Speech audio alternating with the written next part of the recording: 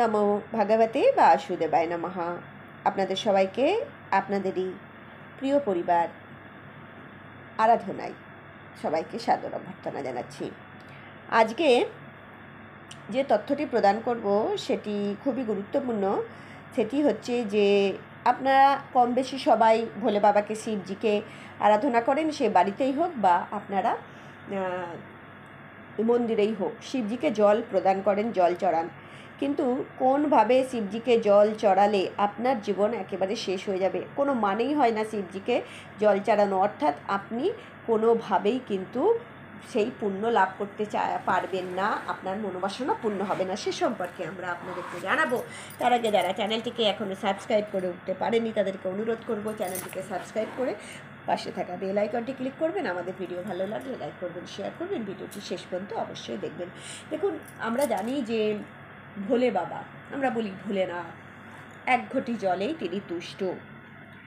আমাদের কাছে কমেন্ট এসেছিল যে ভোলে বাবাকে গঙ্গা জল দিয়ে নাকি অভিষেক করানো যায় না। একদম ভুল কথা।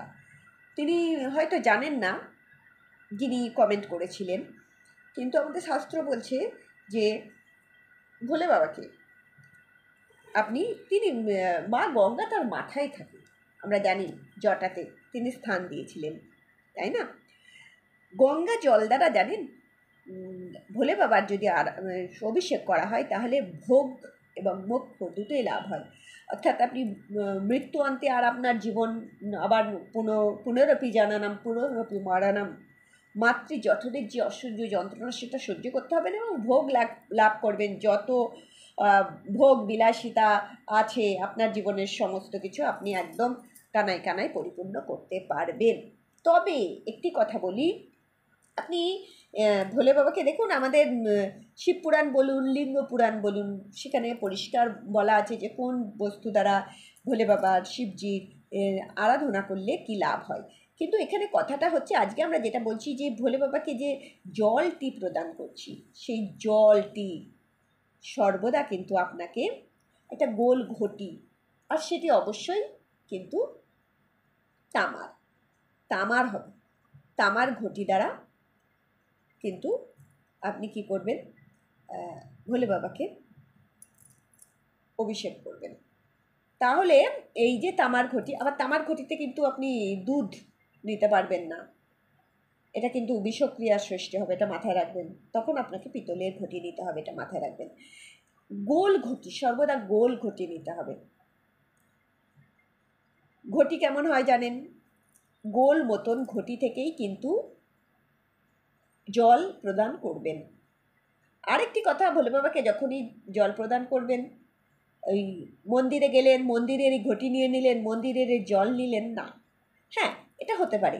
যেমন দক্ষিণেশ্বরের কথা বলি, দক্ষিণেশ্বরের সবাই জানেন, সেখানে আপনি স্নান করলেন, মা গঙ্গায় আপনি পাপ মুক্ত হয়ে সেই জল দিয়ে আপনি অভিষেক করতে পারেন, বা বাড়ি থেকেও আপনি জল নিয়ে যেতে পারেন, এটাই নিয়ম। ধরুন কোনো মন্দিরে গেছেন, সেখানে সব জায়গাতেই তো মা গঙ্গা থাকবে না, তাই না? তাহলে যেখানে গেলেন সেখানে দেখলেন যে কল আছে বা পুকুর আছে, সেখান থেকে ভরলেন আর দিলেন, তার থেকেও আপনি বাড়ি থেকে জল নিয়ে যাবেন, অন্য একটা পাত্রে নিয়ে যাবেন, তারপরে ঢালবেন, দিয়ে সেখানে ভোলে বাবাকে আরাধনা করবেন, এটা মাথায় রাখবেন। বলছে যে যদি আপনি বাড়ি থেকে নিয়ে যান জল, তাহলে আপনার কি হবে, আপনার বাস্তু দোষ নষ্ট হয়ে যাবে। আর আমরা সবাই চাইবো বাস্তু দোষ যাতে নষ্ট হয়ে যায়। আর আবার আপনি যদি রামেশ্বরম যান, যে 4 ধাম আছে, সেই 4 ধামের এক ধাম রামেশ্বরম, সেখানে কিন্তু আপনি কি করবেন, রামেশ্বরমে গিয়ে কিন্তু অবশ্যই জল দ্বারা কী করবেন, ভোলে বাবাকে অভিষেক করাবেন। আপনি সে বাড়ি থেকেই জলটা নিয়ে যাবেন। এই তো গোল ঘটির কথাটা বললাম। এরপরে শাস্ত্রে কিন্তু বারবার বলা আছে ধারা। আমরা কি করি, আমরা যখন ভোলে বাবাকে অভিষেক করাই, তখন ধরুন আমি অভিষেক করাচ্ছি, সেই অভিষেক করানোর সময় যে ধারাটা, মানে জল পড়ছে পড়ছে পড়ছে, ধরুন আমরা একটা কল খুলে দিলাম, কল খুলে দিয়ে জলটা পড়ে যাচ্ছে, যদি কলটা বন্ধ করে দিই জলের ধারাটা ছিন্ন হয়ে যায়, তার মানে ধারা যদি ছিন্ন হয়ে যায় তাহলে জল কিন্তু আর আপনি এরপরে যখনই জল দেবেন না কেন সেই জল কিন্তু মান্য হবে না সেই সময়ের জন্য। আবার আপনি পরের দিন দিলেন সেই, মানে মোট কথা বলা হচ্ছে আপনি পুরো ঘটির জল একটুখানি দিলেন আবারও দিলেন, এরকম না, পুরো জল একদম নিরবিচ্ছিন্নভাবে, ছিন্ন হবে না, জলের ধারা অক্ষুণ্ণ থাকবে। আপনি জলের ধারা আপনি দিলেন, এটা মাথায় রাখবেন, এক ধারায় জল দেবেন। জলের ধারা ছিন্ন হয়ে গেলে জল দেওয়া শেষ সেই দিনের জন্য, বেটার টু সে সেই সময়ের জন্য কিন্তু জলের ধারা শেষ। এরপরে যতবারই দেন না কেন সেটি কিন্তু গ্রাহ্য হবে না। তাই আমাদের শাস্ত্রে বারবার লেখা আছে ধারা, সেই ধারা আপনাকে বজায় রাখতে হবে, এটা মাথায় রাখবেন।